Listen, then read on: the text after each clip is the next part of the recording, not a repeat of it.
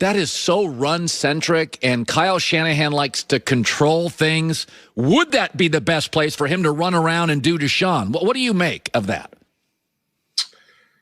I mean, I think Deshaun Watson can play in structure. And in fact, I thought he had his best stretch of this season, Colin. And it might have been, I can't remember the exact weeks, but it was about a 6-week period where he actually played more in structure than moving around. And I thought that was his best stretch of this season by far. He certainly can play in structure. And I think that that's the goal. You and I both know that no coach rolls the ball out and says, let's run around and see what happens today.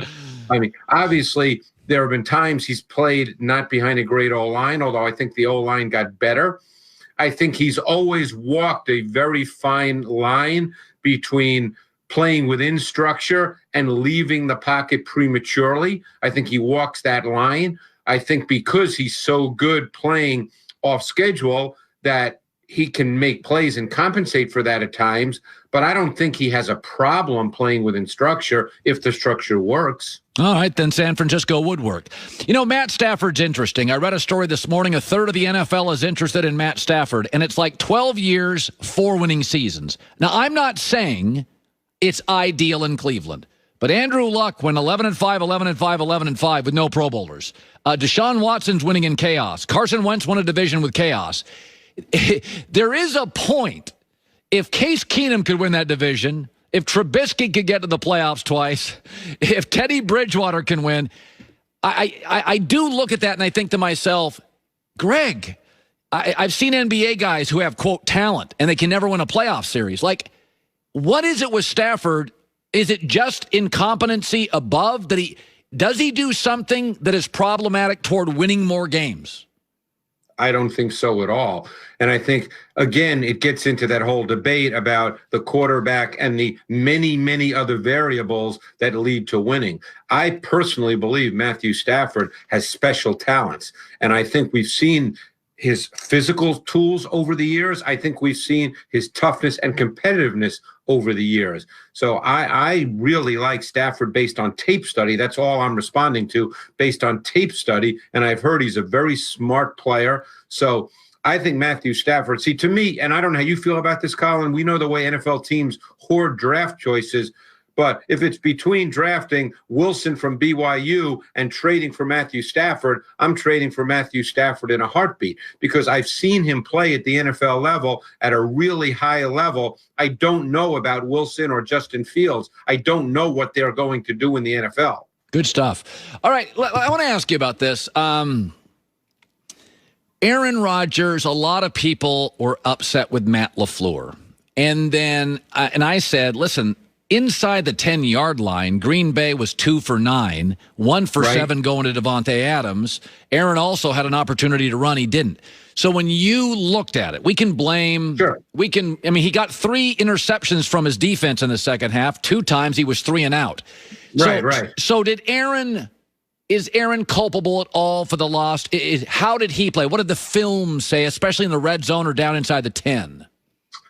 Well, obviously they called pass plays and they threw it to Devontae Adams, which they've done all year, and people have said, boy, that's great. And then when it doesn't work in the NFC Championship game, people say, well, that's a bad idea. So I guess which way do you want to have it? I mean, he threw it to Devontae Adams on one that Adams normally would make that catch. So, again, these are access to the result statements, as you know, Colin, and that's what we do. We talk about this after it happens, and because it doesn't happen, we say it's bad. But all year long, he's thrown the ball to Devontae Adams in the red zone, and they've been very, very good in the red zone. This time, it didn't work. So does that mean that it's Matt LaFleur's fault? I really struggle with that kind of analysis. And again, that play where everybody thought Rodgers could walk in, we don't know that. And he obviously didn't think he could because he tried to make a very difficult throw. Yeah. So I'll defer to Aaron Rodgers on that and his belief that he felt that throw, which was difficult, had a greater likelihood of succeeding than him running. But I think you can't say that, well, gee, they threw it to Devontae Adams too much. That's what they've done all year, and they were successful doing it. I had Tom House on the other day. He has been Tom Brady's personal throwing coach. A lot of guys. And Tom's a wonderful guy, and he's had a lot of these guys. And I asked him, he had responded to me on social media when I said, I'm tired of hearing about Brady's arm being an issue. I think he threw. Not at all. I thought his velocity against the Green Bay was, like, at times too fast for Tyler Johnson. Go back 10 years. It's really funny. I said if I didn't know who Tom Brady was and I watched him, I wouldn't think he's 43. I would just say, there's a kind of a pocket quarterback guy. But you're watching him Sunday. What did you see? Oh, I didn't think Brady played real well by any means. But if you're just talking about his physical traits, I don't think there's a drop-off in his traits at all. And actually, that game started out with them converting 3 third and longs on the first series of the game, and that in some way set the tone for the game. But there's nothing wrong with his arm. Brady is about repetitive mechanics. He's always been about that. And see, quarterbacks that don't move, and there's this belief now that the Tom Bradys of the world, there won't be many of those guys coming into the NFL, that you need to have second reaction off schedule ability. But here's the difference. And it's funny, we started with Deshaun Watson, and he's a great player. That's not my point. Now we're just talking about quarterback play. Is Deshaun Watson will leave throws on the field because he leaves the pocket too early. He'll compensate at times and camouflage for that because he can then make outside of structure plays. Brady stays in the pocket and therefore gets to throws and makes throws that the Deshaun Watson won't get to. So now you have to decide, what do you view as more important? Or maybe it's one isn't as important. It's just the way it is. But quarterbacks like Brady, they stay in the pocket and they deliver the football. And because he's not looking to run, he doesn't have that parachute. So when I watched the Bills in Kansas City, you give me the answer to the question. It was, were the Bills too Josh Allen dependent, or is the Kansas City Chiefs defense really, really underrated? Because Buffalo was on the bad side of a 38-6 run in that football game. Well, I think that there's a couple of things about Steve Spagnuolo's defense that it's overlooked because of Patrick Mahomes. Number one, they're a high-pressure defense. They blitz a lot. Number two, they play more man coverage than people think, and they play it well with corners that not a lot of people know about. Ward on one side, Breeland on the other. They don't match up. They've gotten a really good year from the rookie Snead.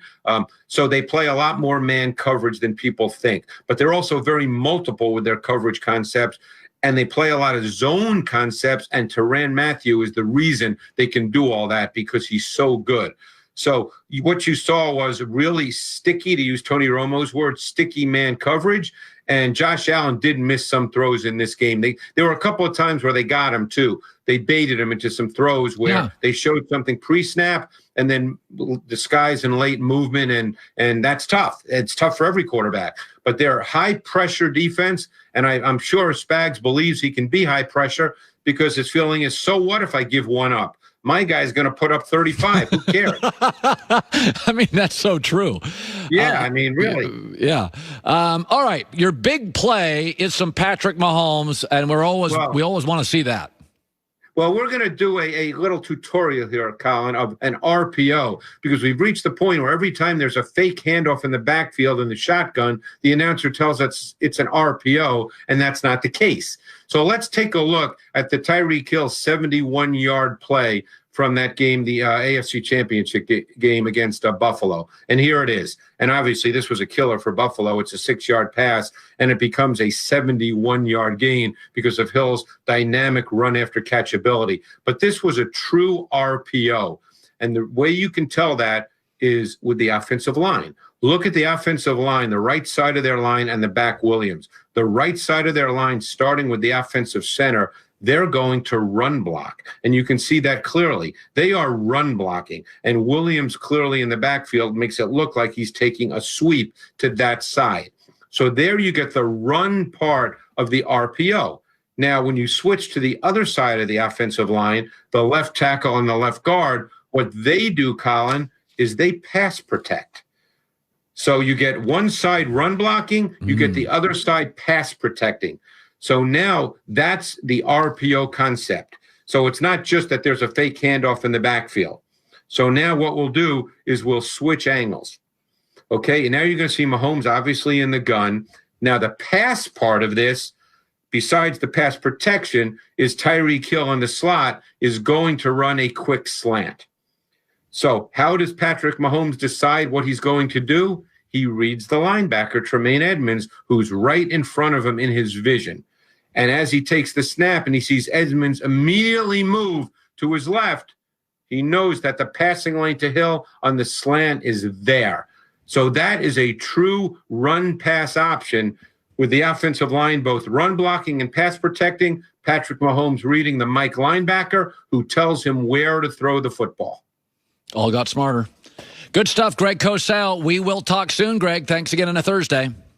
All right, Colin, appreciate it. Thanks. Peter Schrager stops by. The